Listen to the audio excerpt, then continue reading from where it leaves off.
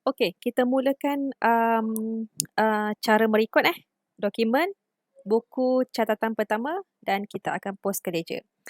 Okey, sebelum awak nak mula merekod sesuatu dokumen daripada klien, pelanggan, mestilah awak kena tahu nama dia siapa, dia buat perniagaan dia tu jual apa, buat bisnes apa dan lain-lain lagi lah. Sebelum awak nak merekod akaun bagi pelanggan-pelanggan awak sendiri. Awak kan accountant, jadi awak perlulah tahu latar belakang bisnes yang awak nak rekod itu. Okey, di sini cikgu ada bagi contoh pengenalan perniagaan. Ini cikgu reka sendiri.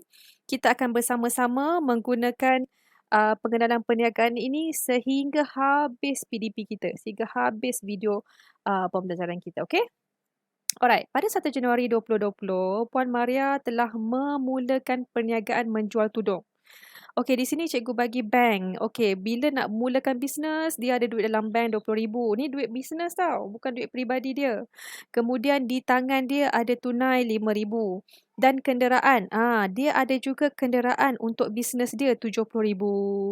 Okey, pengenalan-pengenalan perniagaan di sini, dia merupakan catatan pembukaan. Okey, di mana bila adanya pengenalan perniagaan, awak ini adalah catatan pembukaan. Catatan pembukaan kita perlu masukkan dalam jurnal am.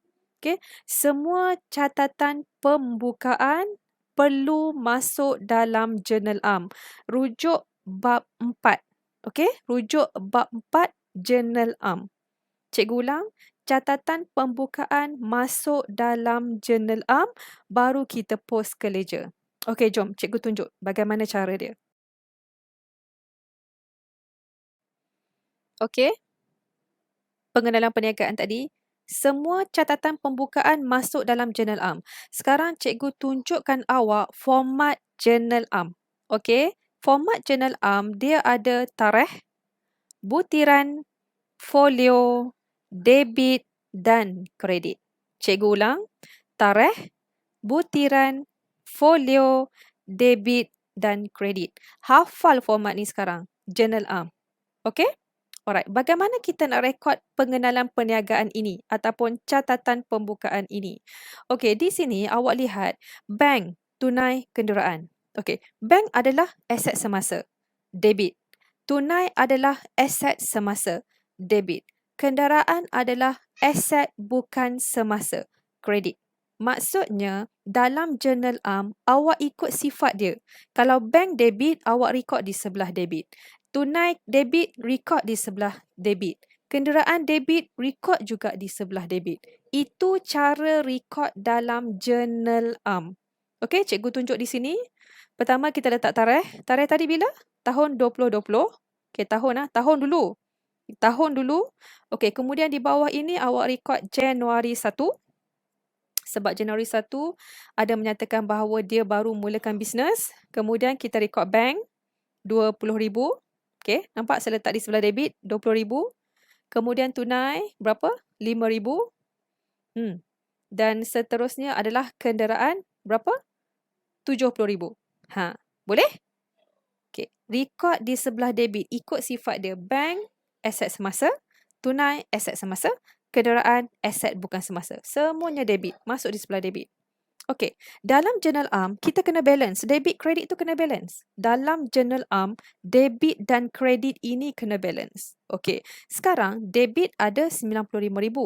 Kredit tak ada apa-apa. Jadi kita kena balancekan dia RM95,000. Habis nak letak apa cikgu? RM95,000 ni kita nak letak sebagai apa? Bila kita mulakan bisnes, pastinya kita kena ada modal. Jadi RM95,000 ini adalah modal kepada Puan Maria. Antara modal Puan Maria adalah bank, tunai dan kenderaan. Okey, boleh? Dan jangan lupa dalam jurnal am juga kita ada keterangan di bawah. Saya letak di sini memulakan perniagaan. Untuk keterangan ni awak boleh rujuk dalam buku teks. Lihat buku teks bab 4 jurnal am. Boleh? Okey, journal arm kita dah settle iaitu buku catatan pertama. Sekarang kita akan post ke ledger. Cikgu galakkan awak semua bila nak rekod dalam buku catatan pertama, bagi satu-satu urus niaga, terus post ke ledger.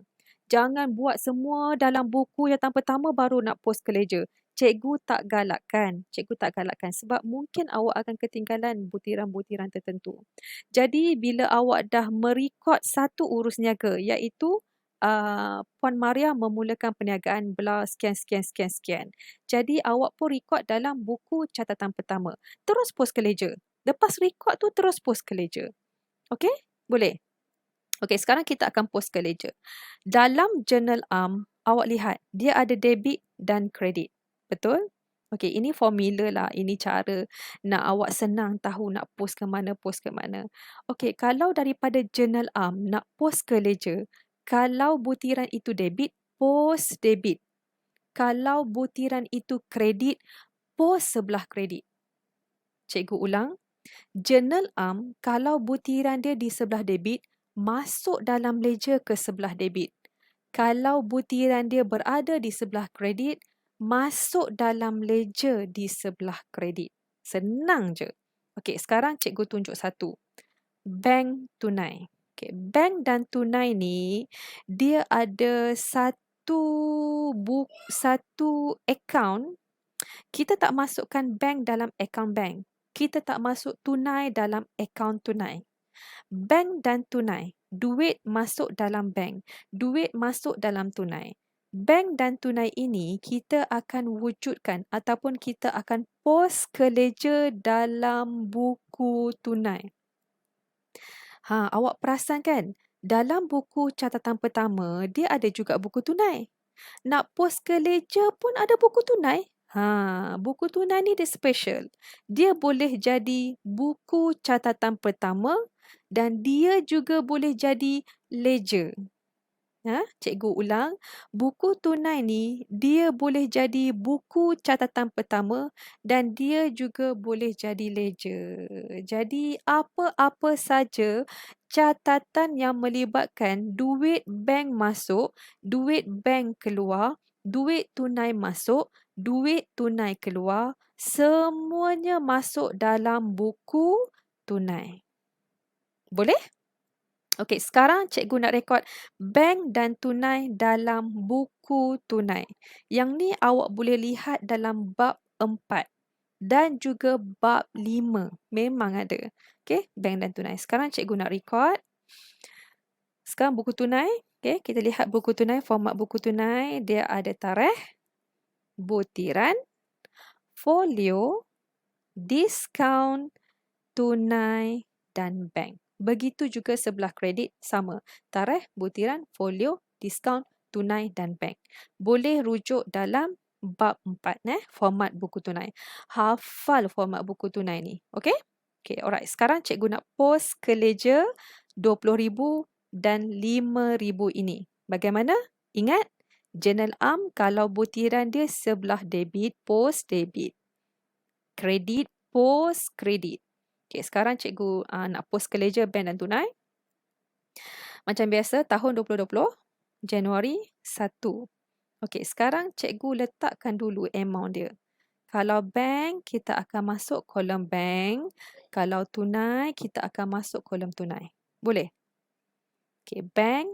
Tadi berapa bank? 20,000. Tunai, 5,000. Okey, sekarang saya dah masukkan. Cikgu dah masukkan dalam tunai dan bank. Okey, butiran dia apa? Takkan kita nak tulis bank? Tak boleh sebab ini memang buku tunai yang ada bank.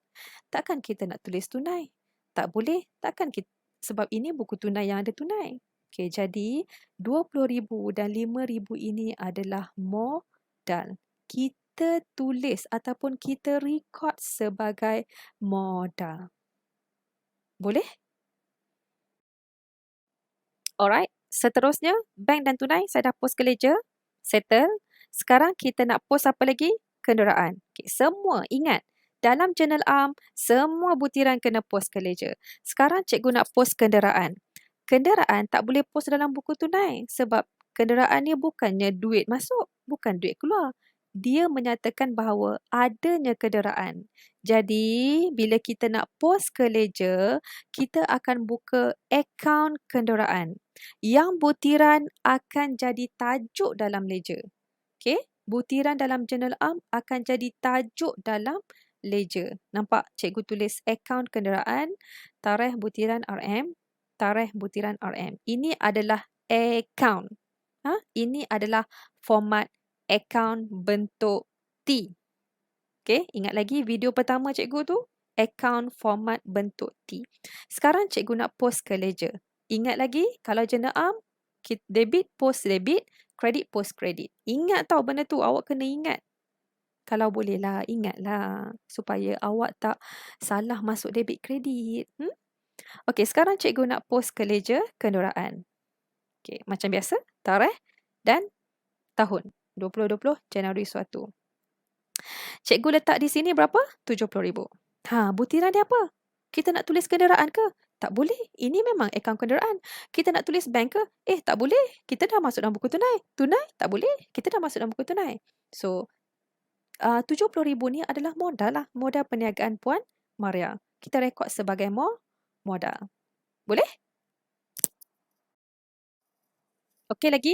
Last kali kita tak rekod apa. Bank kita dah post ke ledger. Tunai kita dah post ke ledger. Kenderaan kita dah post ke ledger. Satu lagi, modal. Okey, ingat lagi cikgu sebut Journal Am, debit post debit, kredit post kredit. Okey, jadi modal ni kita akan post ke ledger. Kita kena buka akaun modal. Cikgu ulang, butiran dalam Journal Am akan jadi tajuk dalam ledger. Tajuk tu akaun modal lah, tu masuk tajuk cikgu. Jangan pula awak pening. Tajuk maksud cikgu tu akaun modal. Modal, akaun modal. Tajuk dia akaun modal. Okey, modal 95,000 berada di sebelah kredit. So, kita post sebelah kredit. Tahun Januari 1. Okey. 95,000 ni awak kena ceraikan. Kena pecahkan. 95,000 ni apa? Jadi tengok cikgu rekod macam mana. Tunai. 90,000 ni adalah tunai. 95,000 ni adalah tunai. 95,000 ini ada dalam bank. 95,000 ni pun adalah kenderaan. Jadi bila kita total, dia jadi 95,000. Boleh tak? Okey, bagi memulakan perniagaan, akaun modal kita kena pecahkan apa 95,000 tu. RM modal tu apa? Okey, boleh tak ni?